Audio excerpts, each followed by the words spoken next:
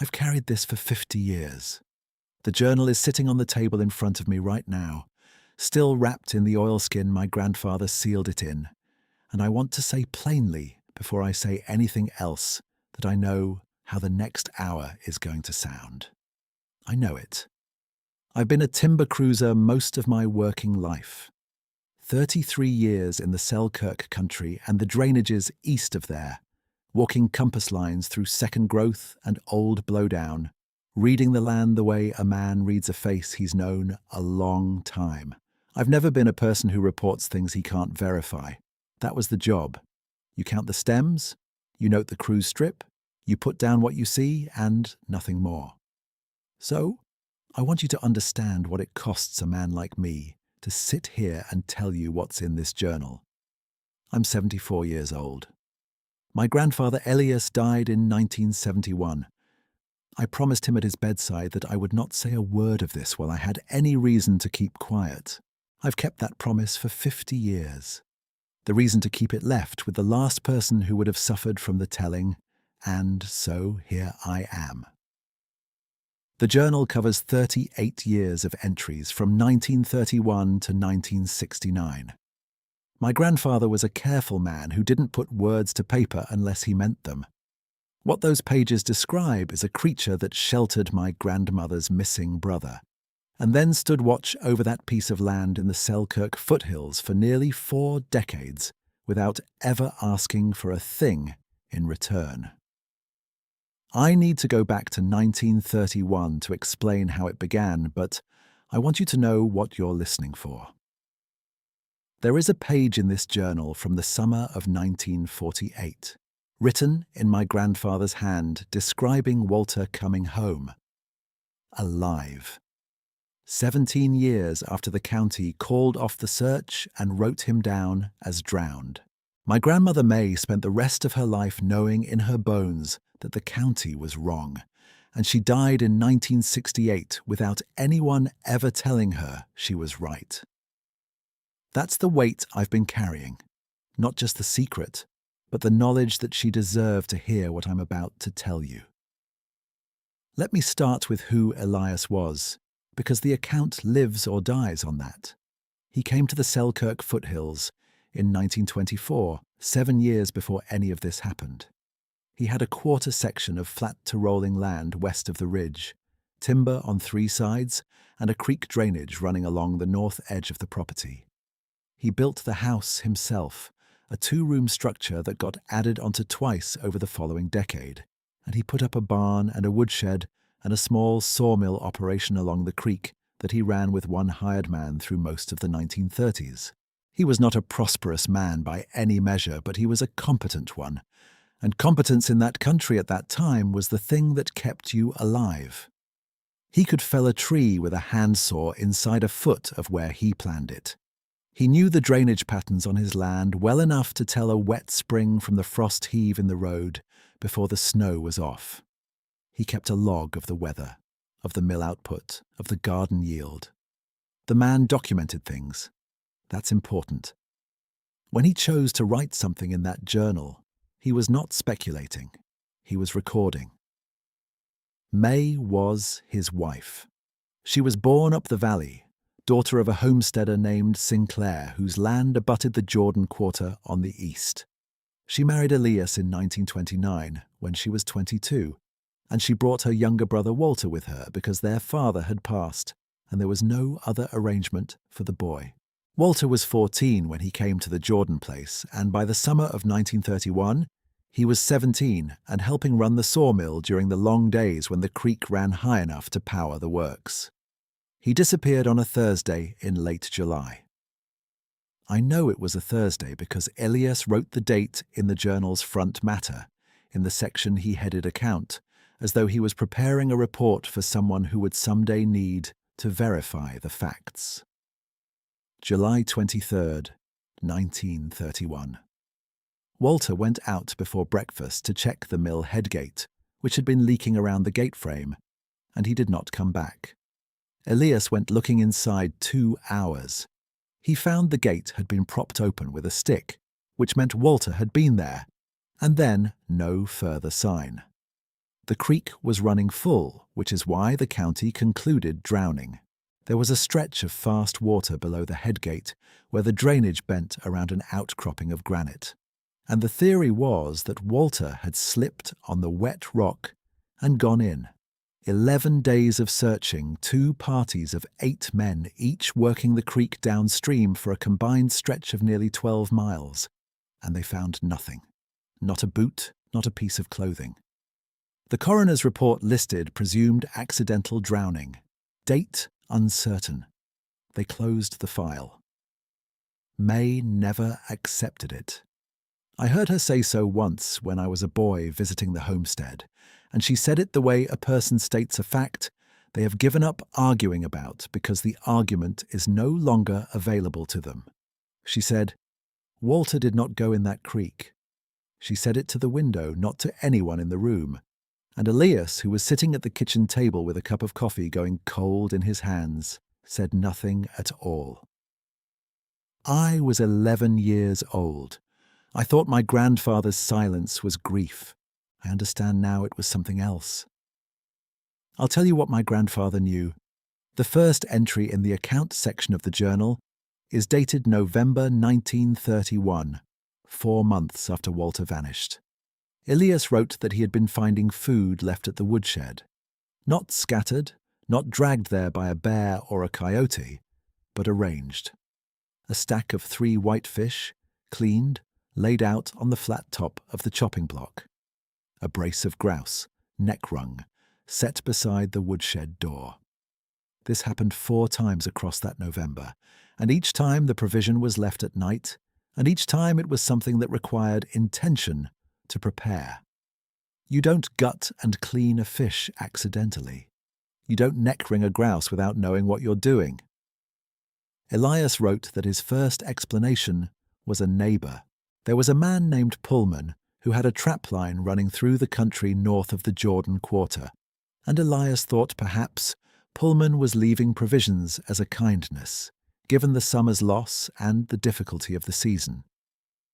He rode over to Pullman's camp in the 2nd week of November and asked him about it, plainly. Pullman said he didn't know what Elias was talking about, and Elias believed him.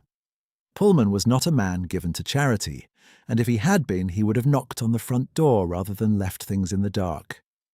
That was the first explanation exhausted. The second explanation Elias tried was a trapper he didn't know, working country he wasn't familiar with, who might have been leaving provisions as a peace offering for crossing private land. He nailed a board to the woodshed door in December that said simply, "Knock and you are welcome." Nobody knocked. The provisions kept appearing. Cleaned fish, neck-wrung birds, and once, in the deep cold of January 1932, a haunch of deer meat, fresh, hung by a length of cedar bark from the woodshed rafter. Elias wrote that he stood looking at the cedar bark for a long time. He wrote, "I do not know a man who ties a knot like this." His third explanation, and this is the one that interests me most because of what it says about the kind of man he was that he was misremembering his own actions. He wrote 2 full pages in early February 1932, in which he catalogued every trip he had made to the woodshed, every time he might have left something there and forgotten, every way the mind plays tricks on a man who has lost someone he was responsible for protecting. He wrote it all down, and then he crossed it out with a single diagonal line and wrote underneath, in heavier pencil than the rest, "I am not misremembering. I know what I put there and what I did not." That's the entry that settled it for me when I read the journal in 1974, that crossed-out page. A man who goes to the trouble of ruling himself out that carefully is a man you can trust. I was 27 when I dug up the journal. Elias had told me where it was buried the winter before he died, on an afternoon when it was clear he was not going to make a recovery. He was 64 years old, and the logging accident that broke 4 of his ribs had also done something to his lungs that the doctor in town couldn't resolve. He was propped up in the iron bed in the East Room, and he told me with very little preamble that there was an oilskin pouch buried at the base of the large fur post on the east corner of the barn, roughly 18 inches down.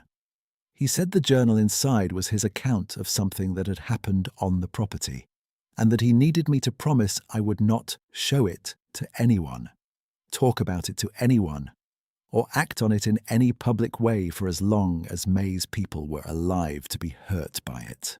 May had been dead 3 years by then. 3. But her sister Ruth was alive, and Ruth had children, and Elias was thinking of them. He said, "What's in there will sound wrong to most people. I need you to know it's right." I promised him.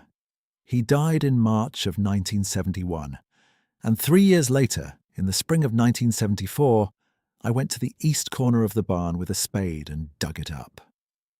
I was alone on the homestead that spring, doing some repair work on the fence line before I sold the property back to the county land trust. The house was empty by then. I had my heeler Buster with me, a 4-year-old dog I'd had since he was 8 weeks old, and we'd been sleeping in the barn for 3 nights because the plumbing in the house had frozen over the winter, and I hadn't sorted it yet. I found the oilskin at 17 inches, not 18, which is the kind of detail that sticks with a man because it confirms the memory was real. The pouch was sealed at the top with wax and then doubled over and tied with a cord. The oilskin had done its work. The journal inside was a composition book, the black and white kind, 144 pages, roughly 2/3 filled. The ink was brown in places from age, but completely legible. Elias wrote in a small, careful hand. Every entry was dated and some were timed, especially in the later years. I brought it inside and sat at the kitchen table with a kerosene lamp because the electricity in the house had been switched off at the meter. Buster lay down at my feet, and I'll tell you this about that dog. He was a heeler, which means he was bred to pay attention to what was behind him and what was in the peripheral dark, and for all 3 nights I sat at that table reading. He lay on his side on the plank floor and breathed slow and easy. He did not pace. He did not stand at the door. Once, on the second night, he lifted his head and looked toward the kitchen window for about 30 seconds, and then he put his head back down. That is the behavior of a dog who is calm about what is outside. I have had dogs all my life. I know the difference. It took me 3 nights to read the journal because I read carefully and because some entries required sitting with before going on. The account Elias built across those 38 years was not dramatic. It was not sensational. It was documentary, the same way his weather log was documentary. He noted dates, conditions, what he found, what he did, what he tried to explain it with, and where the explanation fell short. There are entries that are purely practical, recording how he began leaving provisions in return. Dried corn, salt, a smoked fish. He left them on the chopping block, the same place the first cleaned whitefish had appeared. He wrote that he did not know if this was foolish or necessary, but that it seemed like the right thing to do. He was 38 years of age in 1935, 4 years into the exchange, when he saw it for the first time. He had been felling timber on the eastern slope of the property, a stand of mature fir he was taking off in sections, and he had come out of the tree line at dusk to walk back toward the house. He wrote that the light was going flat, and the air had that particular weight it gets in the Selkirk country in late September, cold and resinous, the kind of air that makes distances seem shorter than they are. He was crossing the open ground between the eastern fence line and the barn, and he looked up toward the ridge tree line roughly 4 miles off, and he saw a shape standing at the edge of the timber. He wrote, it was standing at the margin of the firs. It was not a bear. The proportions were wrong for a bear, and besides, I know bears on this land. It stood still while I stood still, and then it stepped back into the trees and was gone. I estimate from the comparison of its outline against the fir trunks at the ridge edge that it was taller by half again than any man I've known. I stood there for a long time after it left. The cold came up, and I didn't move. When I finally walked to the barn, I found the chopping block had been swept clean of the bark debris I'd left there that morning, and the dried corn I'd set out 2 nights before was gone. That is the only detailed sighting entry in the journal from before 1948. There are other entries across those years that describe evidence, not sightings. A timber arrangement on the northeastern slope that Elias wrote he had not made, and that showed evidence of deliberate stacking, not windfall. A path through the brush between the creek and the woodshed that was kept passable across multiple winters, the deadfall cleared out, the overhanging branches broken back, even though Elias himself stopped using that path in 1937 when he rewrote the water intake. He noted in 1941 that the path was still clear, years after he had stopped walking it. He noted in 1945 that it was still clear. He did not have a rational explanation for this, and he did not attempt to invent one.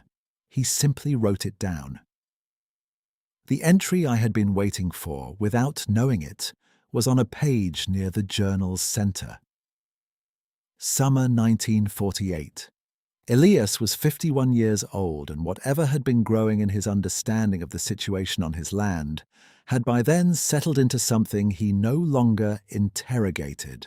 He left provisions. The provisions were taken. He kept the woodshed well stocked and the chopping block clear. This was the arrangement, and he had accepted it.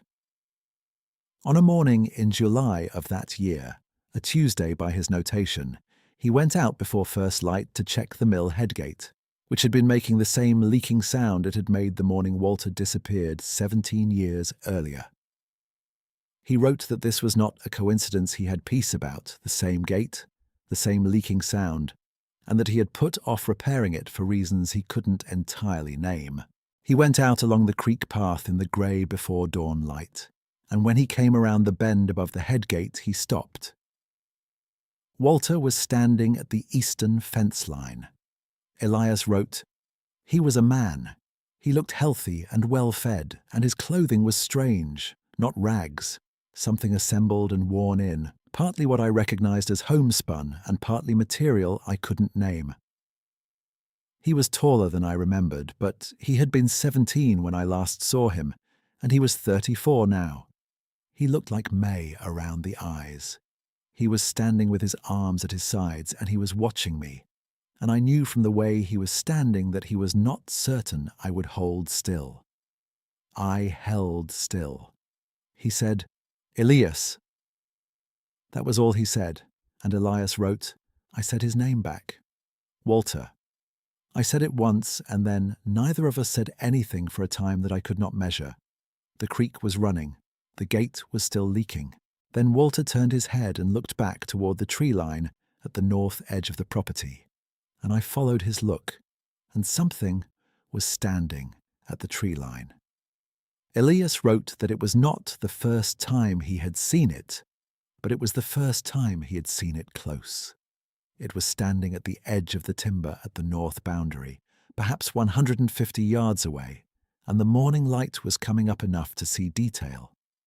He wrote that it was very large, larger than the ridgeline silhouette had suggested, and that it was watching him with a steadiness that was not menacing, but that was entirely serious. He wrote, "It was not interested in what I might do. It was watching to see what I would feel. That is the best I can say of it." He wrote that it held still for as long as he and Walter stood at the fence line, and then Walter said in a voice that was careful and plain, "He brought me home." And Elias wrote that he did not know what to say to that, so he said nothing. And after a moment more, the shape at the tree line stepped back into the timber and was gone. And Walter looked at Elias, and Elias looked at Walter, and Elias wrote that he was crying, though he had not known until he felt it on his face that he was. He wrote, "I asked Walter if he was well. He said he was. I asked if he was coming home. He thought about it a long time, and then he said he didn't think so, that there wasn't a way to explain it that would hold together for anyone in the valley, and that May would have questions he couldn't answer safely. He said it more carefully than that, but that is what he meant. He said he was sorry for what she had carried. I said she had carried it well, which was true. We stood at the fence line for perhaps 20 minutes. Then he said goodbye and walked north, back the way he had come, and I watched until the tree line took him, and he was gone. I've read that entry probably 30 times across 50 years. There is a thing Elias wrote at the bottom of that page, in smaller letters than the rest, that has stayed with me the way certain things do when they find the exact right shape. He wrote, "I do not know what it is. I know what it has done. I am going to trust the second thing more than the first." He kept the journal going for 20 more years after that. The last entry is 1969, 2 years before he died, and it is brief. He wrote that the provisions left on the chopping block had not been disturbed for 3 months, that he had found the cleared path through the brush beginning to grow over at the south end, and that he understood this meant something had changed. He wrote that whatever had kept watch over his land for 38 years had moved on or was gone, and that he was grateful for what it had been, and that he wished he had a better word for it than grateful, but that he didn't. I sat with that last entry for a long time at the kitchen table, with the lamp burning low and Buster breathing at my feet. It was after midnight by then, the third night of reading. Outside the kitchen window, the property was dark except for a narrow band of lighter sky above the eastern ridge. I'm not a man who uses the word peaceful lightly. There are people who use that word to mean the absence of trouble. What I mean by it is something active, a specific quality of attention in the air, the way a place feels when something large and unhurried has decided it is safe. That is what the homestead felt like. At midnight in the spring of 1974, with the journal on the table and the lamp going low and Buster lying still on the floor. In the morning, I drove into town and bought a new oilskin and some paraffin wax. I resealed the journal in the new pouch and brought it home to my place outside Revelstoke, where it has lived for 50 years in a tin box in the back of my bedroom closet. I've taken it out perhaps a dozen times over the years. Sometimes I read an entry or two. Sometimes I just hold it. I want to tell you what those 50 years were like, carrying this. Not because I want sympathy for it. I understood the terms of the promise I had made, and I kept it freely. What I want to say is that the weight of it was not the secret itself. The weight was May. May died in April of 1968, 3 years before Elias told me about the journal. She was 61 years old, and she spent the last week of her life in the same iron bed in the East Room where Elias would die 3 years later. And by all accounts, she was at peace with most things except one. Her sister Ruth told me this years afterward. Ruth said that in those last days, May would sometimes talk about Walter as though he was simply somewhere she hadn't gotten to yet, somewhere in the back country, living a life she couldn't quite picture. Ruth thought this was the mind-softening edges the way it does at the end. I know now it was something more accurate than that. She was right. She had been right for 37 years. Walter was alive in 1948 when he came to the eastern fence line. If he lived another 20 years, he was alive when May died. I do not know when he died. I do not know if he died. The journal doesn't say, and I have no other record. What I have is the certainty that her instinct, the plain, insistent knowledge she carried her whole life that the county had gotten it wrong, was not grief distorting her judgment. It was the truth. I don't have a word for what it costs a man to know he was holding information that would have given a dying woman peace, and that he held it anyway because he'd made a promise. I held it. I believe I was right to hold it. I also believe it will always cost something. Those two things can both be true.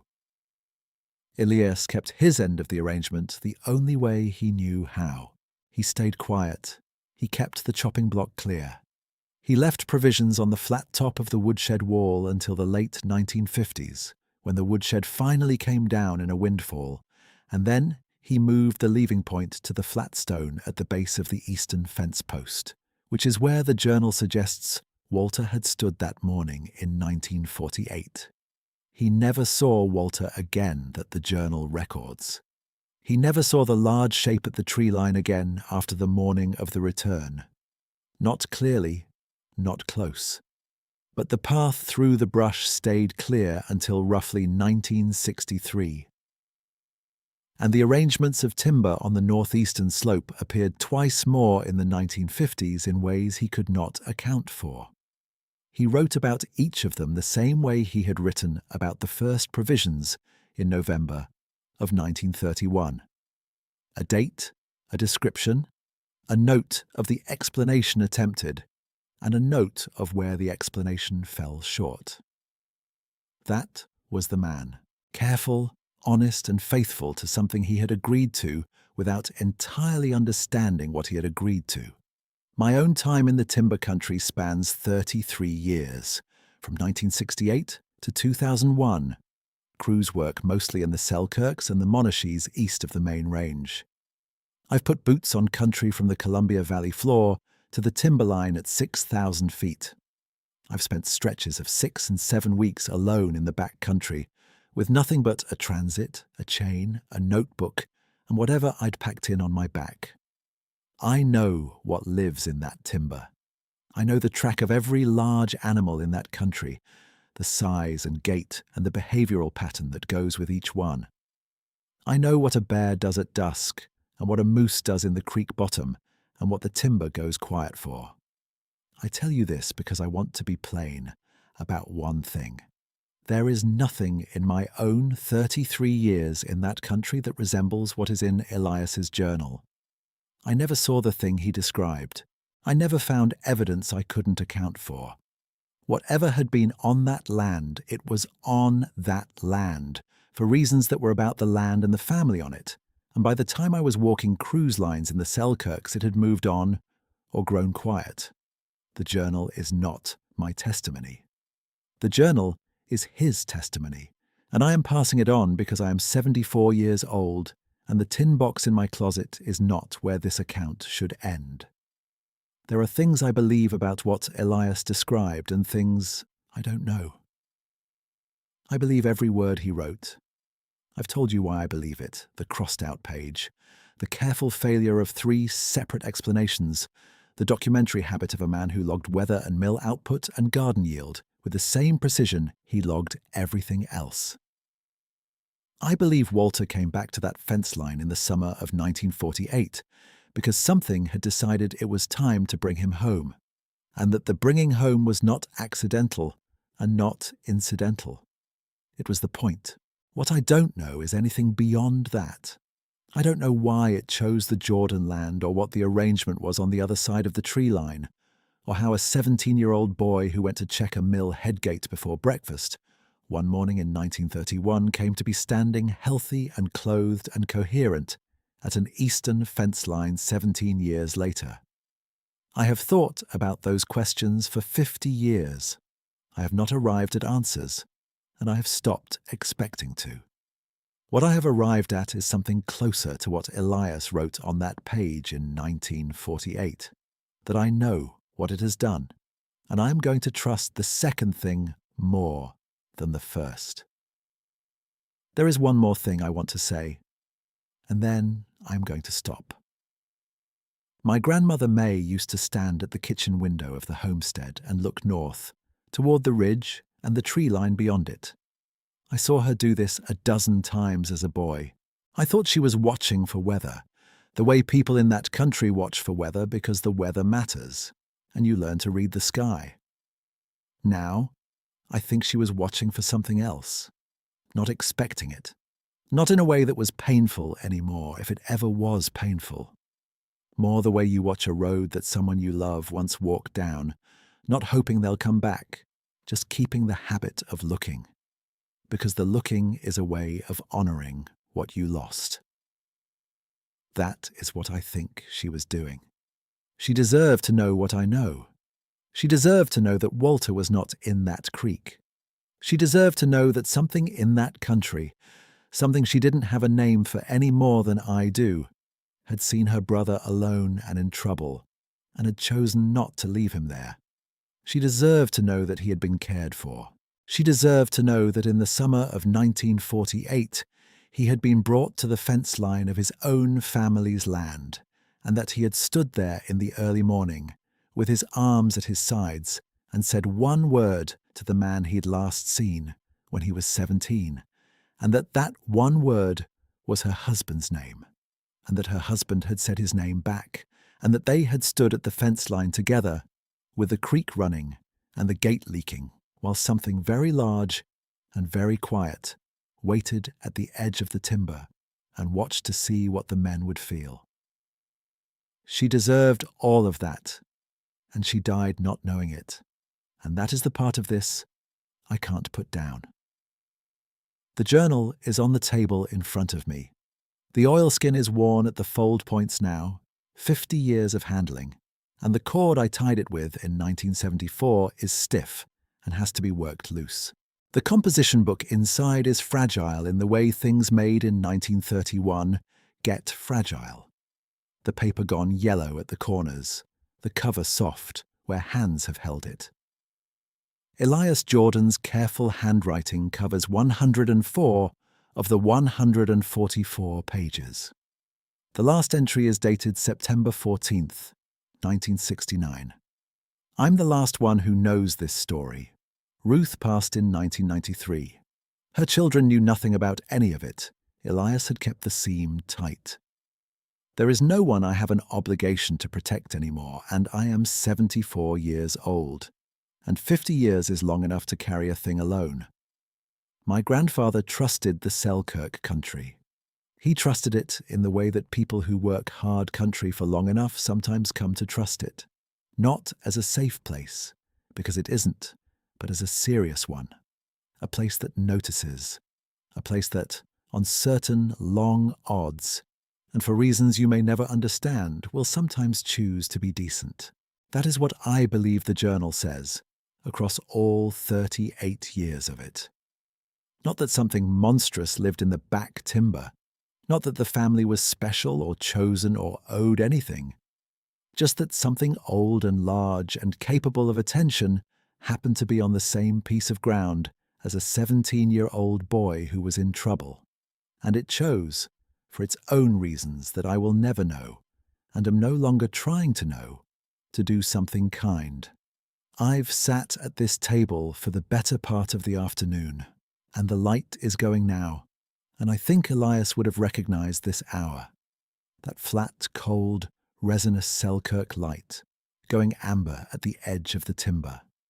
The kind of light that makes you feel, for just a moment, that the tree line is watching you back. He would have been all right with that feeling. So am I. If you have held a story like this, something you were told by someone you trusted, something that fits no good category, and that you have carried quietly because the categories don't exist, I think you know why it took me 50 years. I think you understand why I finally put it down. The journal sits on the table.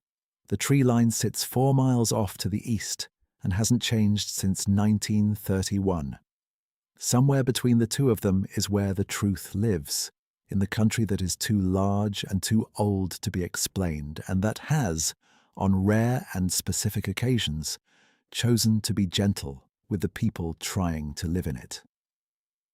That is all I have. That is what was in the journal. That is what my grandfather Elias buried behind the barn, and what he asked me to hold, and what I've held for 50 years, and what I'm setting down now so I don't take it with me when I go.